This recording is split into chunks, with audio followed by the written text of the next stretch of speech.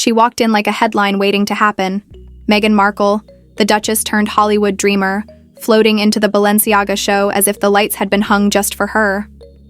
Cameras flashed, perfume drifted, and in her mind, this was her second coronation. A comeback. A declaration that the world still revolved when she stepped into the room. But as the doors closed behind her, something shifted. The applause never came. The whispers weren't about her dress. They were about everyone else. Anne Hathaway, Dame Kristen Scott Thomas, Baz Luhrmann. The air was thick with real power, the kind that doesn't need validation. Meghan glided toward Kristen, chin high, smile rehearsed, expecting that nod of acknowledgement, that unspoken bond between women who know the weight of fame. But instead, nothing. Not a glance, not a word. Kristen simply turned, ever so slightly, and continued her conversation with another guest. The silence hit harder than any insult. It wasn't hostility, it was erasure. Like a light dimming slowly until there's nothing left but the echo of your own performance. For a moment, Meghan Markle stood there frozen, half smiling, half searching, pretending not to notice. The cameras captured everything. The tight jaw, the flicker of confusion in her eyes, the quick pivot to find another conversation that might accept her. But none did. Paris wasn't clapping. Paris was teaching, because people like Kristen Scott Thomas don't snub by accident. They do it with elegance, with quiet authority. Their silence says, "I don't hate you, dear. I just don't see you." And that's what burned the most. For years, Meghan had built an empire on being seen. The interviews, the documentaries, the magazine covers, all of it carefully crafted visibility. But in that glittering Paris showroom, surrounded by people whose worth needed no camera, she became invisible. The Duchess vanished into the crowd, just another guest in a world that had moved on without her. Witnesses said it was like watching someone realize in real time that fame has an expiration date. Her eyes kept scanning the room, searching for warmth, for relevance. But every smile was directed elsewhere. Meghan Markle wasn't the event. She was the interruption. That night in Paris became the unspoken beginning of her downfall. The internet dissected it like a forensic file. Screenshots, body language analysis, side-by-side angles. But beneath the gossip was something deeper. A shift in how power treated her. Real prestige no longer invited her in. And worse, it no longer needed her name to draw a crowd. Weeks later, under California sunlight, Meghan tried again. No red carpets this time, just a private vegan dinner in the glossy hills of Los Angeles. Designer Kelly Wearstler hosted with the kind of guest list that hums with quiet wealth. Think billion-dollar smiles, not paparazzi flashes. It should have been safe ground for Meghan, her territory of wellness talk, female empowerment, and perfectly scripted charm. But that night, there was someone else in the room, Emma Grede, the business mind behind Skims and Good American, a woman whose power didn't need PR polish. She entered softly, yet the energy changed instantly. The laughter followed her. The attention bent toward her. The room rearranged itself without anyone meaning to. Meghan Markle noticed. Of course she did. She leaned in, tried to steer the conversation back to herself, her projects, her philanthropy, her vision for women. The words sounded familiar, too polished, too practiced. And mid-sentence, Emma Grede interrupted her.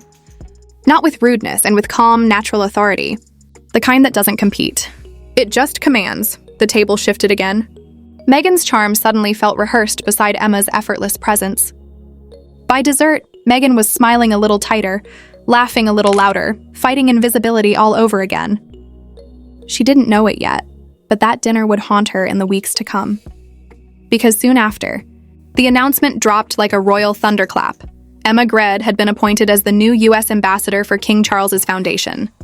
The same monarchy Meghan Markle had spent years accusing of cruelty and corruption had now welcomed one of her own social circle peers into its embrace. The irony was blinding. While Meghan branded herself as the modern Duchess redefining independence, the palace quietly chose someone else to represent their evolution.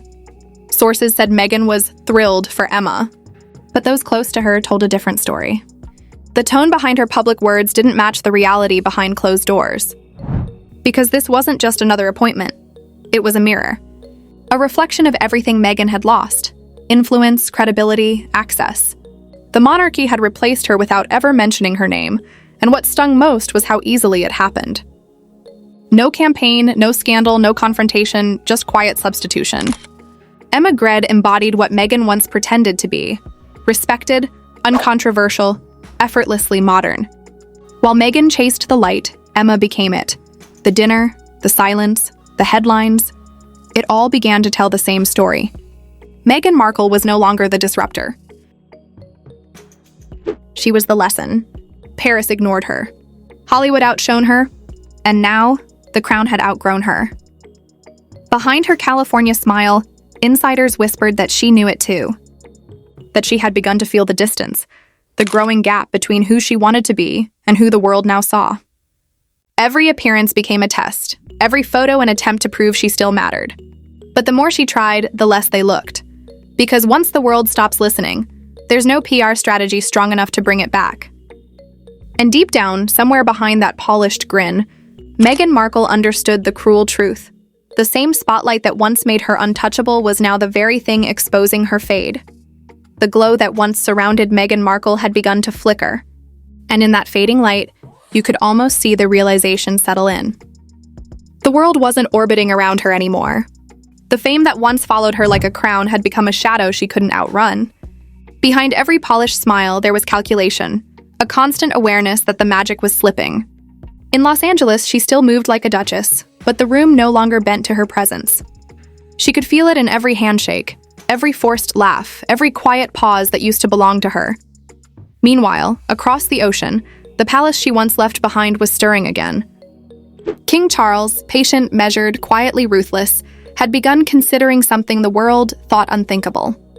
Whispers spread through the halls of Buckingham Palace, talk of Parliament, of titles, of a final clean break. It had started with Prince Andrew, but insiders claimed the conversations had grown wider, sharper, and that Prince William was pushing harder than anyone. The monarchy wanted peace, and peace, it seemed, meant silence from Harry and Meghan once and for all. For years, they had tolerated the interviews, the tell-all books, the tears under soft lighting. But now the patience was running dry. The royal institution was preparing to move forward, and there was no room left for rebellion disguised as reinvention. Imagine it. The documents quietly signed, the titles stripped, the formal goodbye to the Duke and Duchess of Sussex. Just Harry. Just Meghan.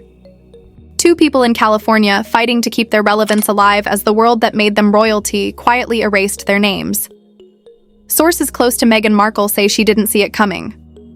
She had believed the monarchy would never dare, that her fame, her global reach, her influence in Hollywood would protect her. But fame fades and influence doesn't intimidate a crown.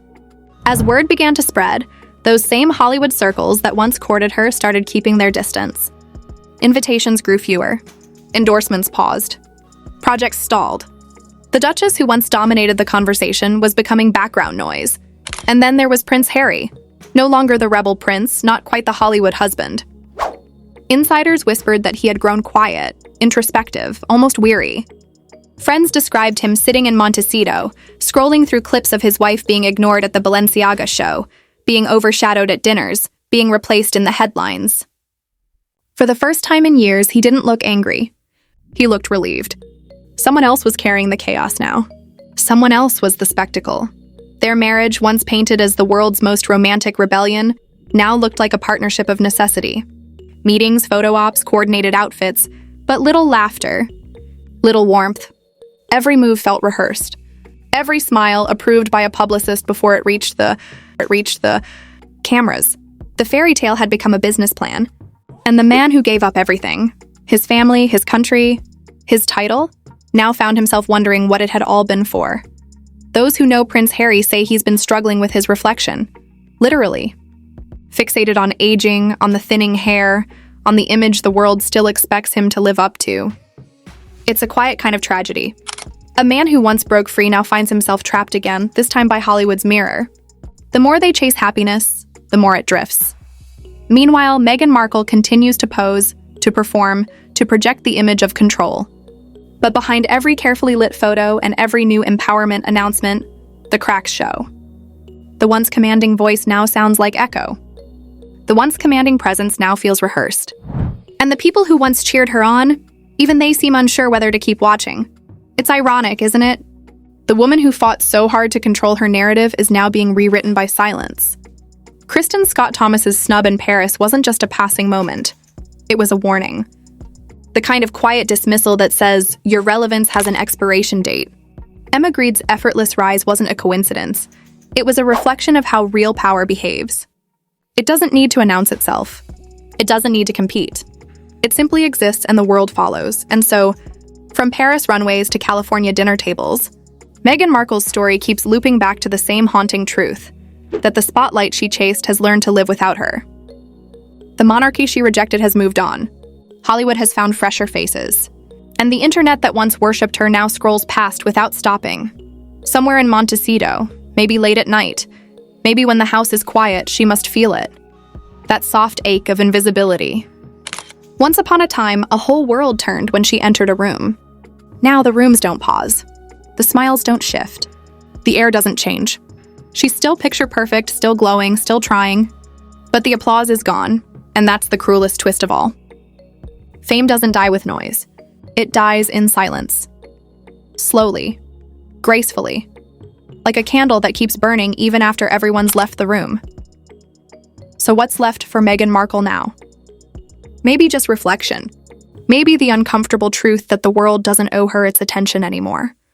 Because grace, real grace, never needs to demand the room's gaze. It earns it quietly and keeps it effortlessly. The same silence that once shattered her in Paris now follows her everywhere. Not mockery, not hatred, just indifference. The most powerful message of all. And as the lights fade, as the cameras turn away, and as her husband stares out into another California sunset, one thing becomes painfully clear. She wanted to rewrite her royal story, but in the end, the story rewrote her.